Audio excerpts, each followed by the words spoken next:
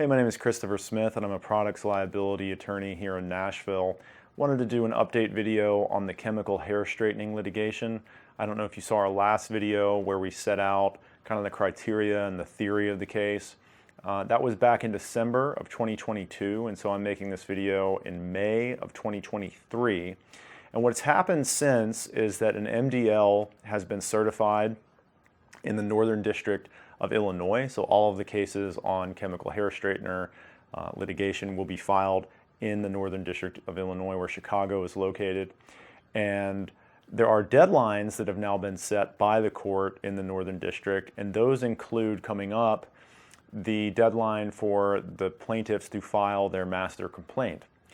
And at issue really in this litigation, the sort of the crux of the dispute, I think, is the causation piece, which is, if you don't remember, the idea is that chemical hair straighteners contain endocrine disrupting chemicals that bind, they leach into the bloodstream and in the body, and then they bind to endocrine receptive cells and kind of confuse the body and generate a cancerous process. And because there are many, many of these endocrine disrupting cells in the female reproductive organs, the main injuries are uterine cancers and endometrial cancers, things like that, cancers of the reproductive system. However, there seems to be not as much of a direct link to fibroids, uterine fibroids, so plaintiffs aren't really signing up uterine fibroid cases.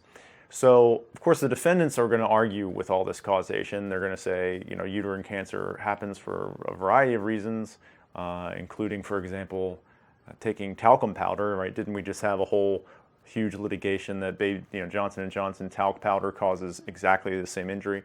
So probably you'll have to have a plaintiff who has never taken never taken talc, never used talc, to exclude these other things. So I think, the litigation is going to be very fact intensive in terms of, what is the history of each individual plaintiff who's claiming that the hair straighteners caused these cancers.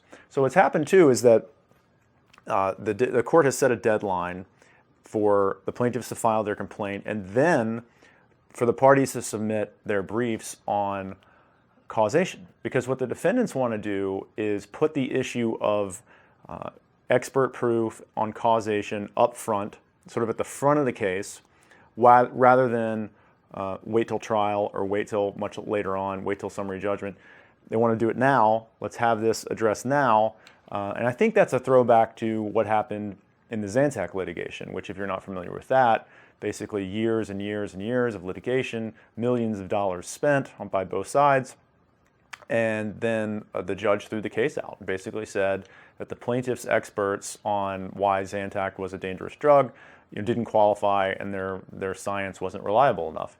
So that could happen here, but the defendants are trying to kind of speed up the timeline on that to put it at the front of the case, and the plaintiffs are opposing that. But I would think, I'm making the video as I said in May, I think that by the end of the year, perhaps, we would have a ruling on that. We would have a ruling on whether it's going to be bifurcated, and in that process we might get some sense of how strong the causation proof is. That's the update for now. We are taking these cases, we're looking into them, and if we can help you, let us know. Watch this video, watch the last one, go to our website for the latest update on chemical hair straightening litigation. But this is what is happening in chemical hair straightening litigation in 2023. So I hope it was helpful. Thanks for watching.